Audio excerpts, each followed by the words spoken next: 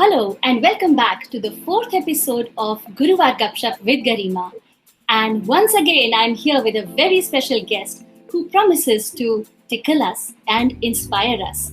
And in this heart-to-heart friendly conversation, it's my promise that we will try to be as honest and open as possible to give you a real glimpse into the true person behind all of her labels.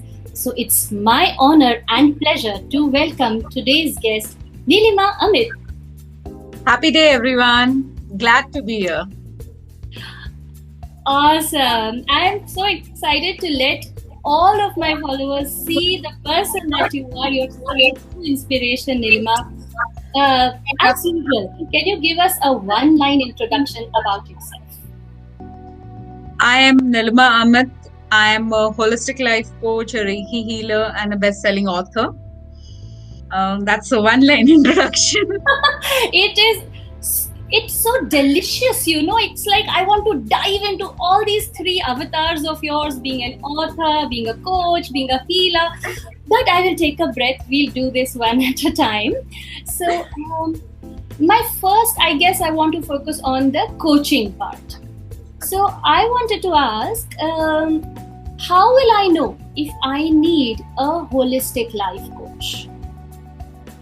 Okay. Holistic life coach is a person who is like a person who will listen to you. So there are times when you have lots of things going on in your mind and you want someone to listen to you. Just listen to you without giving you an advice or being judgmental about you. What happens is when we talk to family or friends, people tend to give you advice. People tend to judge you, and we feel very scared to speak a lot of emotions. It's not that we are in a depression or we are stressed out, but it's just sometimes we just need someone to speak to, and that's the time when a life coach comes into picture. The life coach will just listen to you. He or she will not judge you, will not advise you, rather will ask you guiding questions. We call them guiding questions, which will help you to dig deep down. There are times when you feel, why I feel in a certain way all the time these days. I was never like this, but why I'm behaving like this, or why am I feeling this way, or I'm confused, I'm on the crossroad of a life, I don't know which way to pick up. But when I discuss with three friends of mine, three different advices come and I get more confused. So this is the time when you come to a life coach, and the life coach will actually help you to decide for yourself, because the answer is always within you. You don't need to seek answers from outside. Everything is within you. So the life coach just helps you with its guiding questions to dig and get that answer. So you, at the end of it is you who are going to say, I think I should do this. And the life coach says, if you feel that you have to do this, just go ahead and do it. Okay, so what I gather from this is, one, if I need someone to just listen to me, or if I'm at a crossroads and seeking all the advice from everybody is just confusing me, or if there's some kind of a deep trauma and I want to know, whether I need to go to a psychiatrist or psychologist, then I can approach a life coach. Sounds very promising. Absolutely. Great. Okay, I think we walked ourselves into my favorite part of the show, the rapid fire round. So, are you ready? Yes, I am. Okay, the only condition is quick answers, okay? So no covering up and thinking too much. Okay, let's try. Chalega. That is the approach we want. Okay, let's go. Question number 1. Black or white? Black. Interesting. I was quite sure you would say white. Okay, next one. Wordsworth or Tagore? I didn't get you. The poets, Wordsworth or Tagore? Rabindranath Tagore. Tagore. Good. That I could guess. Film songs or classical? Both. I did not know that. Okay, now a deeper one, a darker one. Your biggest fear? Right now, nothing.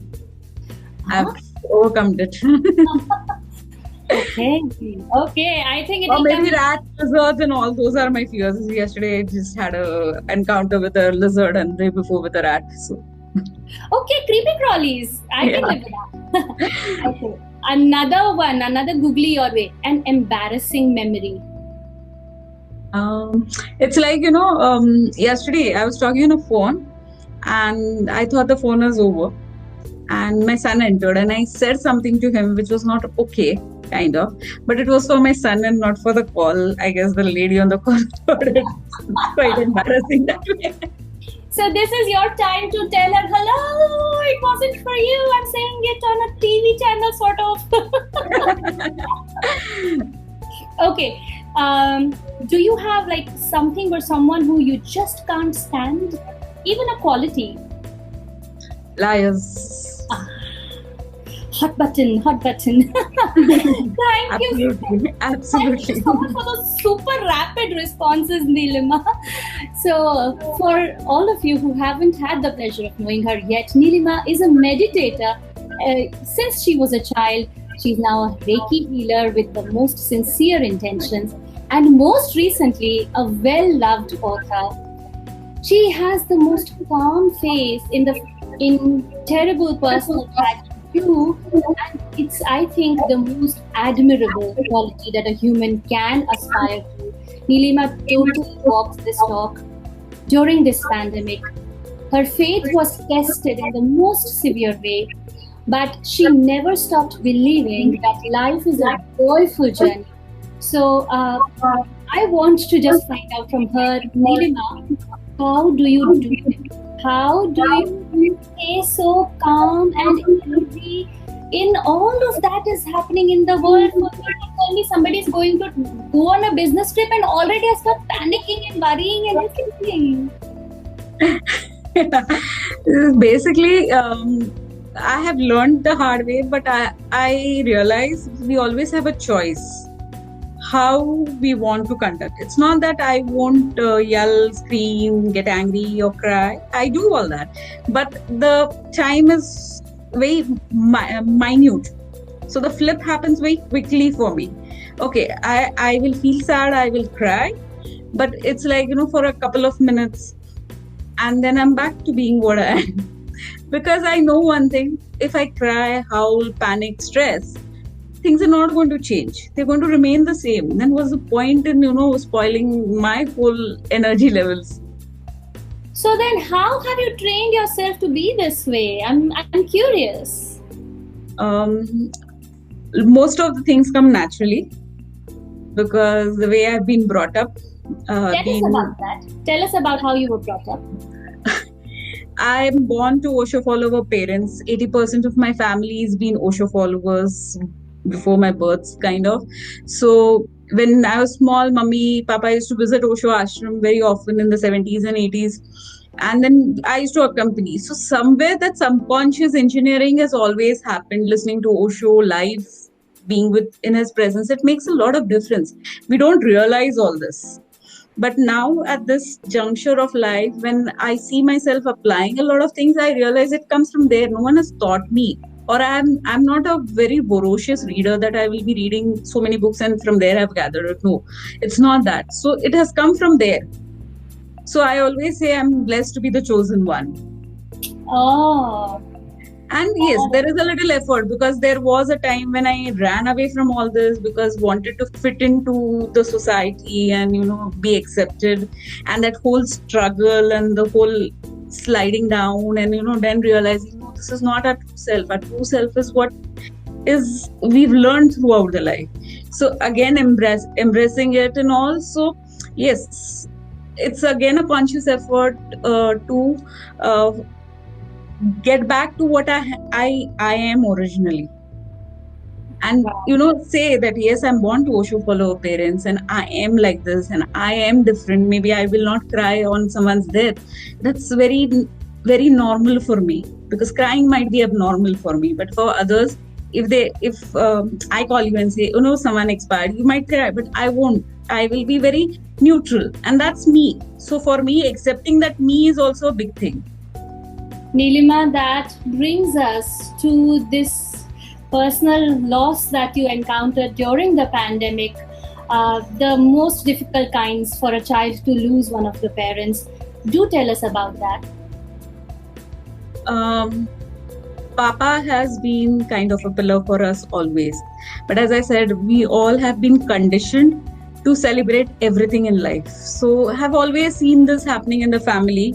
I have never seen tears in my father's eyes or my mom's eyes ever when they spoke about their parents.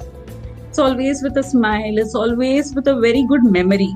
So somewhere I knew it. Whenever this comes to my life, I'm going to face it very positively. I am going to give him that free hand of choosing what he chose. No doubt, I still feel he went too early. It was too early. He was so fit and healthy. He didn't even have blood pressure.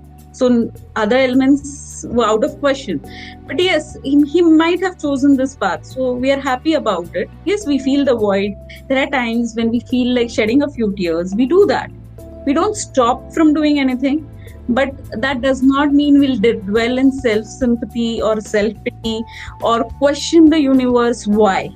Yes, it's his decision and we respect it absolutely because he has decided he wanted to walk that path. So that is your belief. That I know that your father was a Reiki healer too, but do you believe that every person chooses to leave this body and die? Yes, I believe that when we are born, we come with a path that we want to chart and along with that a free will.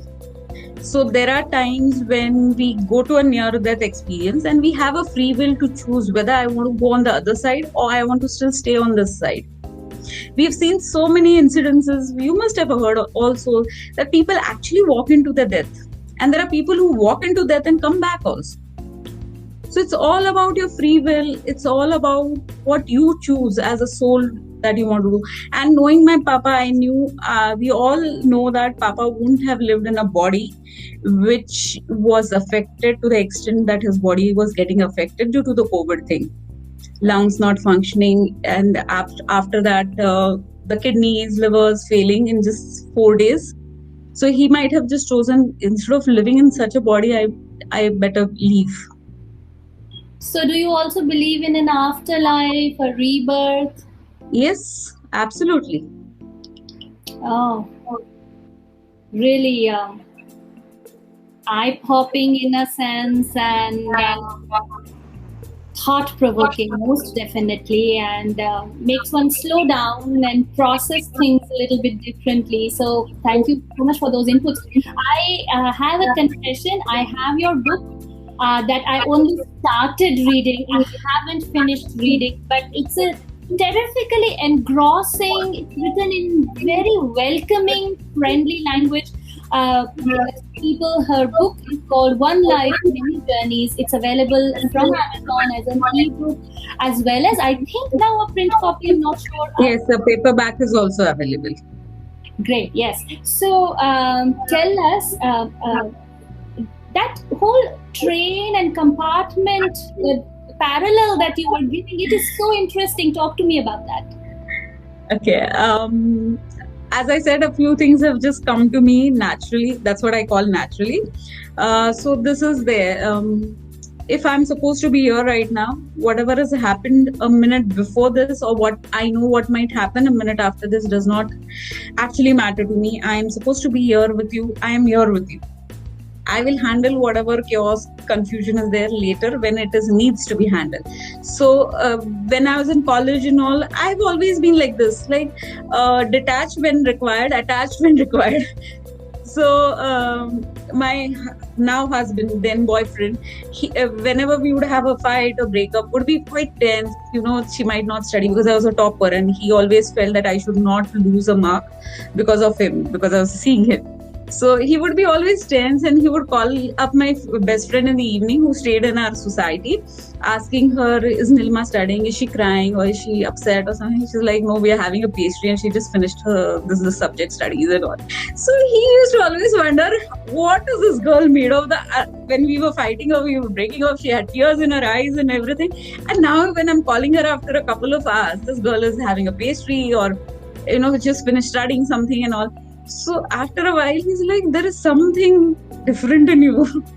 So you will have those compartments. So when the kids were born, he would keep telling them, you know, you should be like your mama. You should have those compartments wherein nothing bothers. When she's on office, she's in office. When she's at home, then office mein aag lagi hai, usko koi farak nahi padta hai.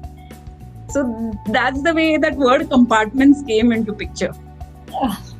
Yeah, the word coming in my mind over and over was nirmohi, and in Hindi, unfortunately, it has both connotations. So a nirmohi, a person who's not attached, can be used as a blame that you have no more.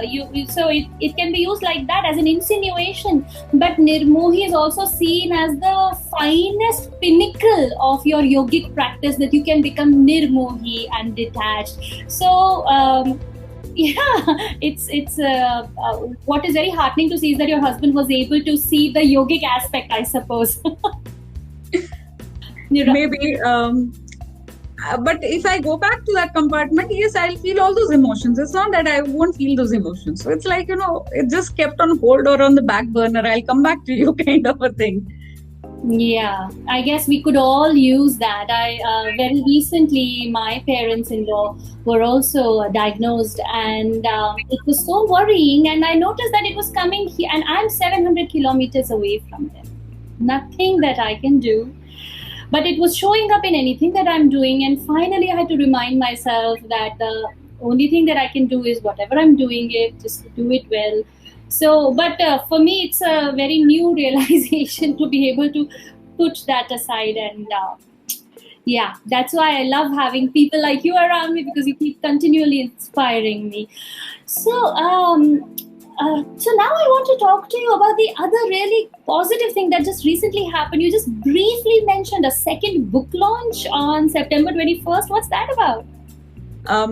It's a co-authored book. There are 24 Shaktis or women power. It's not about feminism or something, but it's about the Shaktis, and it's about discovering or overcoming their life and being vulnerable and embracing their true self. So there are very beautiful 24 stories from different strata of life. There are doctors, there are mothers, there are survivors, and a lot of very interesting book that is. So I have one chapter of mine in it, and it's already a bestseller. Wow. So what is the name again? 24? The Shakti Awakening. The Shakti Awakening, and one can get it over Amazon? Yes, it's available on Amazon. Right. That's now on my TBR list. Okay, one more aspect of yours, which is so fascinating, is like a Reiki healer. Any interesting kisse, kahaniyan to share? Okay, Reiki came into my life almost 21, 22 years back. I was forced into it. I've written about it in that book, The Shakti Awakening. So, but when you learn something reluctantly, you don't make the most of it. And I did the same. I did not make the most of it until recently. So it's like, you have everything with you, but till the time it is not divinely timed, you will not use it. So the lesson for me from this was that, if you're learning something, just open your heart and learn it, and open your arms, basically. Don't keep that grudge, or we have that. No, so I'm pushing you to learn something and you can't say no to me. You'll learn it, but you'll not absorb it completely. So for me to even say that I'm a Reiki healer almost took 20 years. It was in 2019 that I said that yes, I'm a Reiki healer. Otherwise, my Reiki was just for my family and friends who knew about it, close friends, because we usually talk about all this with friends and all. So it was only for them. But in 2000, I would like to share this story, how I embraced myself. So it was on the 25th of December 2018, we went to the Himalayas to Mahavatar Babaji's caves. I've been a follower of Mahavatar Babaji for almost 11 years now. He's the one who helped me, I say, to embrace that I'm being blessed to be the chosen one, to be in the presence of Osho. And since the day I accepted him as one of my masters, I've been doing my meditation without a single day miss. So it's been 11 years that I've not missed a single day of my life where I've not meditated. So it's be it I'm unwell, I'm traveling, or the day my father expired. It was at 4:20 my early morning. My husband woke me up and said, "Papa is no more," and all. And I sat for 10 minutes, like, just absorbing the news. And then I told him, "Okay, tell all my cousins and brother that we'll speak at 5:30. Let me just finish my Kriya and meditation." So it's been so much integral part of me. And yes, he's helped me to realize this. So we had gone to his caves, which are near Ranikhet in Uttarakhand. And when we were coming back down, so there's this, I've written this in my blog. So there's this dog Sheru of a local person who stays on those mountains, who accompanies you to the caves, and he comes back down, and then down he goes back to the his owner's house. But this fellow did not leave back, and I'm very scared of dogs. But this is the first dog in my life whom I've touched. And I was not scared at all. So it's like, something very different. And he still kept accompanying us after his owner's house also. And he led us to a place where a lady had fallen down and she could not get up. And I don't know, something inside me stirred, and I went and told her, "Can I give you Reiki?" Because I don't offer Reiki. Usually no healer offers healing without it's asked for, because it's said that if you don't ask for, you won't receive it with an open aura and open heart. So I went and asked her, and she said, "Reiki, I know what it is. I've experienced it. Please." So I gave her Reiki, and she got up, and she and Sheru both disappeared. It's really jaw-dropping sort of story. So after that, when we were coming back, my daughter and my son like, "Mama, how come you offered Reiki? You never offer Reiki." I'm like, "I don't know, something happened." And then we still ignored it. We came back in Jan 2019. Mom was traveling, and I've learned Reiki from my mom. So she called me up and she said, "I'm not feeling very good." And they were traveling somewhere. They were out of Pune, some trip they had gone. So she was like, "Give me Reiki." I'm like, "Why are you telling me? Tell Papa. Papa pranic healing karte. Papa is with you. Tell Papa." And she's like, "I'm telling you, don't you understand?" I'm like, "Okay." So I gave and I messaged her, and she, after 10-15, she's like, "I'm feeling better." Again, after a few days, she's like, when she told me the second time, my husband was like, "There's something, clues coming, Nilima, just get yourself open to it." I'm like, "There's nothing, don't worry." And then a friend of mine, who was an online friend, I've met her online, we've been in some workshops, diet workshops together and all. So she calls up and she says, "I came to know you're a Reiki healer." I say, "Yeah, I want you to give Reiki for 58 days to my son, and I'm going to pay you." And I'm like, "Huh?" So I was like, "Hold on, I'll call you up after 10 minutes. So it took me some while to absorb it, understand, put the jigsaw puzzle in place. And that was the time I was like, okay, I will start saying I'm a Reiki healer and, start spreading my light now, people who are not known to me. And then I charged a very minimal. Then my husband was like, "No, you can't charge minimal, because other healers who earn their bread and butter from it should not suffer because of it." And so then I connected with those other healers and whom I knew. I asked them, "What do you all charge?" So I started charging at par with them, because I don't want someone to lose an opportunity just because I'm charging less. So that's the way I now call myself a Reiki healer. Total goosebumpy feeling, Nilima. Thank you for sharing such a personal and beautiful journey and your story of your transformation, which makes me now bring up the butterfly program. Tell me about that. Okay, so when I started doing this Reiki and One Life Many Journeys was my blog basically. So that started in 2018, around August, September 2018. And I started it just because my son wanted me to write. How come? He was like, "हमको इतना ज्ञान देते हो भाई, blog पे डाल दो."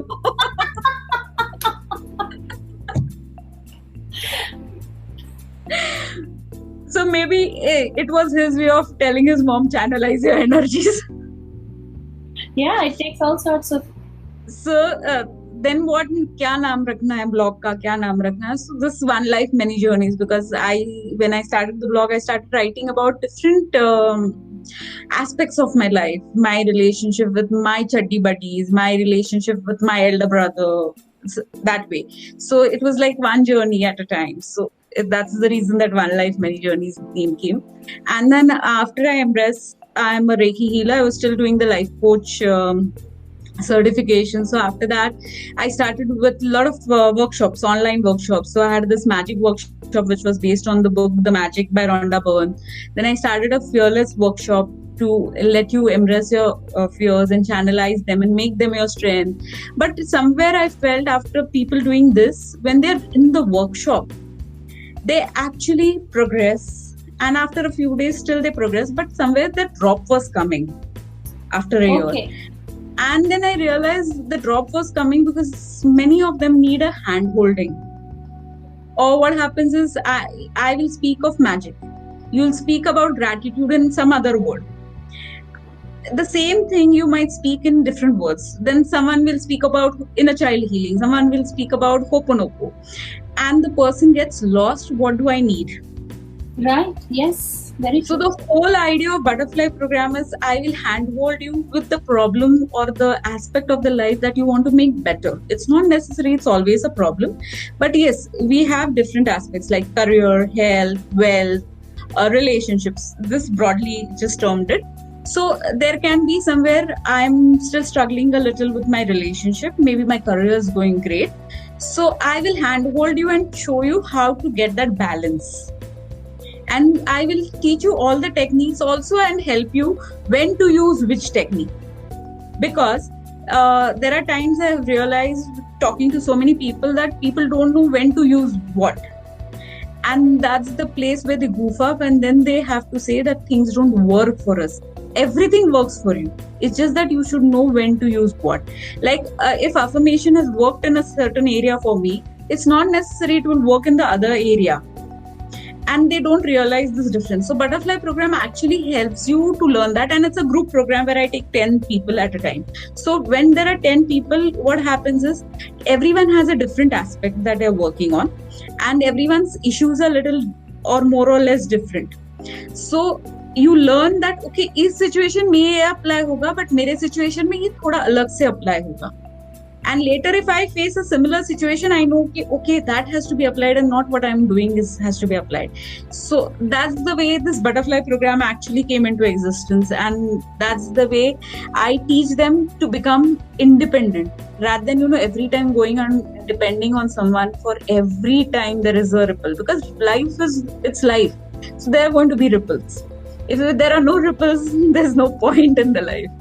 So yes, that's the way, basically, I have designed this program. That sounds really helpful because even as a psychologist, I hear so much about people going doctor shopping, healer shopping, and ultimately their resonance that they have been experiencing is pretty much there. And only thing is that they have discredited all these fields also, that this also doesn't work and that also doesn't work. So, okay, that brings me to my very personal agenda as a parenting coach, that are you this calm even with your children? Because that is something that I would definitely love to learn. Not always. I am also learning to be a parent. You cannot be a perfect parent always. I like to show all the emotions I have.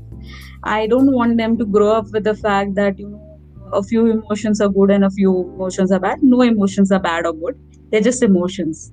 So if I'm angry, I'm angry. If I'm not angry, I'm not angry. But as I said, there are few emotions I don't like to dwell into. So I dwell for a shorter period. But yes, if I fail, I tell them I have failed and I'm frustrated and I'm not liking it and I'm lost, I'm confused. So all that I will talk to them, I will show them, because they have to learn all the emotions. Unless they don't know all the emotions, they will not grow. Because I've seen many kids don't know what is failure because their parents have never shown them that there is something called as failure, or there is something called as sorrow, or there's something called as tears. Because every time you want to show a happy face to your child, yes, no doubt, a happy parent makes happy children, but it's life again, as I say. So you have to show all the emotions. If I'm going through an emotion, my child has to know I'm going through a particular emotion. Wow. If I'm missing Papa now, yes, they know, yes, Mama is low on energy, Mama is missing Papa. So they behave like a parent to you then that time. Right. Yeah. So, what I hear you saying is essentially that your idea of parenting is to be very genuine and be with them, expose them to a lot of different emotions. And I love the fact that you've laid special emphasis on failure, also because I already have a book on that to teach your kids to fail. Yeah, but sorrow also, yes. I don't think we spend enough time helping our child deal with sorrow. And in the COVID situation, especially, I think they are lonely and I think, they're experiencing some form of grief, don't you think? Because they're away from their school and teachers and all of that, mahal, that love and carefreeness. Now it's like going downstairs, remember to wash your hands, remember to wear a mask, remember your sanitizer. So I think they are mourning as well. Yeah, absolutely. And they learn to deal with it because they know it's okay to feel those emotions. What happens is, if we don't show the emotions, they feel it's not okay to feel those emotions, and that's the place where we are losing on them. Yeah, I read somewhere, it was worded very nicely, that don't have an emotion about your emotion. You're having an emotion, that's good enough. Then we label it saying this is bad. Okay, I feel low on energy when I'm sad, so it's my duty to get my energies high. But if I feel good and being sad, enjoy it for a while, because no emotion stays more than 90 seconds anyways. Oh yeah, so you're talking about how physiologically it gets metabolized and passes away until we are triggering it again and again. Yeah, absolutely. So if you 100% feel it and you stay in that emotion, you will not feel it again. So it's like, living in the moment. Right now, I want to feel this. Let me feel it, finish it, get over it, and move on. And that's what is compartmentalization. Thank you. On that beautiful note, such a high note today, I want to wrap up from my side. Thank you so much, Nilima, for sharing your love, laughter, your poise, your almost saintly approach to life. If there's anything that you'd like to share with our viewers. Life is very beautiful, very simple, and just keep it that way. Why do we need to complicate things in our life by overthinking, by lying, or by just stressing unnecessary or worrying unnecessary? Do all this only if it is going to take you ahead in life. Otherwise, just refrain, because life is very beautiful and very simple, and just let it be that way. And that's what I want to tell everyone. Enjoy, celebrate life. Life is for celebration, to spread love. So let everything come from a place of love instead of fear, anxiety, and you'll see a lot of things unfolding. And then you'll also start telling others that life is very beautiful. So just live it the way we have to live it, like a small baby, when newborn baby, how he or she lives the life. It's as simple as that. It's we who complicate it. And if we are going through a situation, a challenge, it is going to teach us something. So learn those lessons and ensure that you shine after that. Wow. So look at any hardship that you've been feeling as a lesson, and life is a celebration. Nilima, I think I'm going to use that hashtag for our chat and name it Life is a Celebration. I just love that. Thank you. Thank you so much, Garima. It was wonderful chatting with you. And every time we speak, it's like, wow. So thank you once again. Thank you, everyone, for watching and giving your precious time to us. And thanks once again, like she said, for giving us your precious time. And I'll see you again next Guruvar with another wonderful guest. See you. Take care.